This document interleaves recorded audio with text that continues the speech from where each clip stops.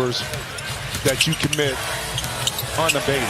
Very nice pass and a nice finish for Derrick Jones Jr. as the Clippers strike first blood. Yeah, one way to attack this Thunder defense is to get them moving side to side, find the gaps and slots to see if you can get some touches, just like on that play.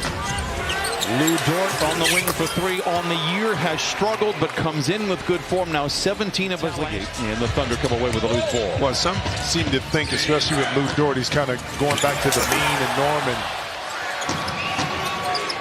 Gilgeous-Alexander draws the double. Great ball movement. Great closeout by Leonard. Holmgren on the move. The contested 15-footer settles in. Lopez tries to hand to Leonard. Plenty of time on the clock to shoot. Launches the three over Dort and knocks it in. And Kawhi Leonard now was 11 of 19 last night. He had 34. And Kawhi gets his first bucket tonight. Gilgeous-Alexander, the contested baseline shot. He is good. Impeccable. Second jump. Unmatched, that time able to get it back up and in. Hartenstein from below the foul line. Kawhi, leaping grab made by Collins. Right to the rim. Holmgren left alone, that provokes a three. It is good, and Chet Holmgren is 3 for 4. Get a stop. Oklahoma City had made 6 straight buckets. Now Lopez goes to work on Holmgren, sends it back outside to Jones for the wing three, and it falls. Thunder have their lead cut down to 7. They have the second most double-digit leads in the first quarter, trailing only San Antonio in that category. So they can get off the hot starts, and they're very tough to play from behind. Is Shai Gilgeous on the block? They know what they're doing, and a turnover there. This is what you don't want to see. Holmgren punches a team like this is that even though the minutes may be sparse, you get them, you learn experience, and you can utilize that as your career moves on. Jalen Williams goes back to Gilgeous-Alexander, tries to drive on Miller and does, swivels to the rim and lays it in. If he would get the MVP, but if you told me he finishes with a lot of votes. What about Cade? Again, he was probably the front runner of this. Recovered by Gilgeous-Alexander, goes in on Sanders. Mathurin recovers to block the shot. The look away towards OKC's bench. What was that about? Talk to Tony about that, man. I don't like that end part. It's Miller, all about how you end it, man. Back out there, picked up by Lopez. Full head of steam down the lane. Wild shot, no. Rebound back, tap back outside. Drive inside, he's good by Mitchell, and it's 36-23 in favor of Oklahoma City. Brian, you know what? And I wholeheartedly agree with you on the dead ball turnover. But the problem with this OKC team is you don't get shots at the rim. They out-possession you, and it's hard for you to make that up. Wholeheartedly agree with you on the dead ball turnover. But the problem with this OKC team is you don't get shots at the rim. They out-possession you. Miller. Late in the clock. Tries to drive on Mitchell. Oh, that heavy step and lays it in. Jordan. And Oklahoma City trying to pull away. Isaiah Joe, one of the great corner shooters in the NBA, knocks it down. Top 3. An unselfish leader. Makes it a lot easier to coach. And we needed that one right there. And that's playing on the string right there on the offensive end by the Clippers. Nicholas Batum fading a little bit more in that deep corner to receive that pass from Jordan Miller. Hartenstein behind the back to Joe. Launches the 20-footer. It is good as well.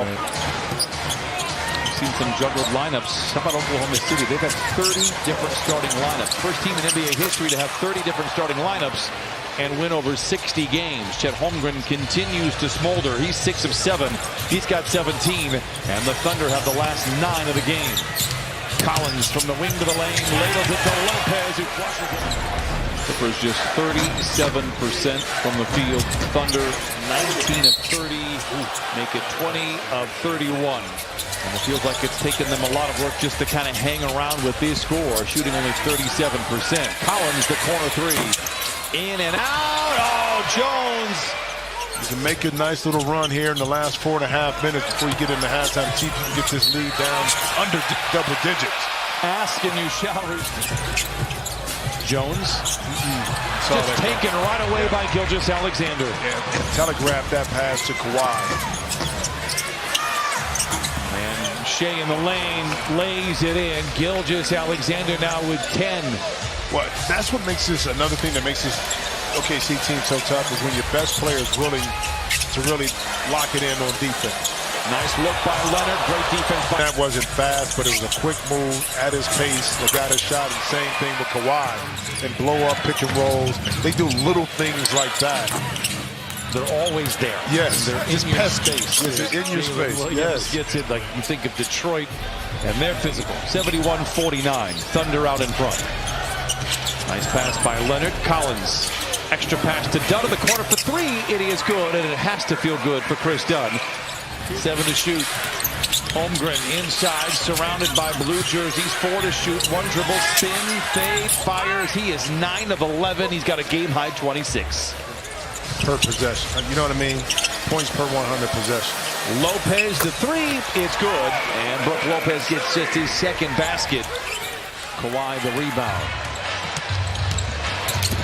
Kawhi down the lane.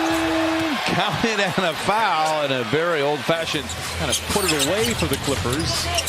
Might need some magic like that here in the third, but Shai Gilgeous-Alexander, whoever is out on the floor, he is pulling in the right direction each and every possession. It is impressive. Dort making the pass from his wallet, and then Hartenstein with the pass. Hartenstein, you know? Leonard, the 3. Collins, another offensive rebound, spiked away by Holmgren.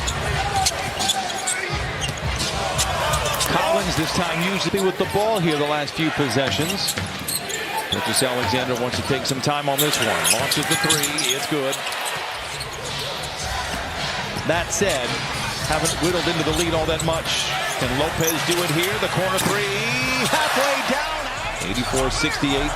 Thunder out in front. Clippers had a brief lead. They scored the first bucket. It's been all Oklahoma City ever since. How about Derek? Let's see if you're right.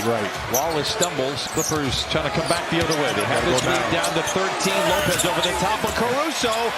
Making some noise. 9 of 14 here in the third. Miller had a good first half. Has a good start to the third quarter. 87-75. 3-0. Clippers showing some fight here in the second half. This is a problem. Gilgeous-Alexander, the 3. It rattles it. Clippers got to hold the forts out here. Felt like they were right there, and then just like that, Oakland. This page is paying off for him. We saw it firsthand last week. Yep. Williams all alone inside. Easy 2 for 1. For the Clippers in this fourth quarter, can they get back into it? They lob it to Hartenstein. Spins, puts it up, and takes his time against Hartenstein, bouncing away, counted and a foul. Backing down on Sanders. Good defense by Kobe Sanders right there. Not letting him turn around. Yep. Here's Isaiah Joe, the wing 3. It's good. You do. 99-83. Williams accelerates down the lane, offline. Hartenstein the rebound and the big finish. Where the offense won't stop and the ball gets in his hands. Mentioned Joe, a great corner three-point shooter. Again, that's his second. Maybe trying to pull away here. Clippers have to hang tough. Done. Nice play inside to Miller. Can you chip away? But I mean, it's easy for us to say up here, but it's this end of the court where you got to string together 3-4 defensive plays to really give yourself a chance on the offensive end, and they just move the ball so freely. You know, versus this team, what do you take away? Making be uncomfortable at 7 foot trying to put the ball down on a smaller opponent. Collins trying to use his footwork and does. Really tend to see sometimes the mental mistakes, the missed assignments at the end of the synergy is a challenge. And on top of it, coming Howard, thank you for all your work this year. 115-92. I think it's Coach of the Year. I think he's outstanding. No doubt. So when I say that he goes up against a coach in Mark Daigneault, that's not to say. I mean, they've been tracking this thing ever since the team has kind of made their turnaround, kind of projecting where they could end up and land, and now they really have. Versus a game that had like all-stars scoring 50 back and forth. You can have that argument. That's fine. No, I got you.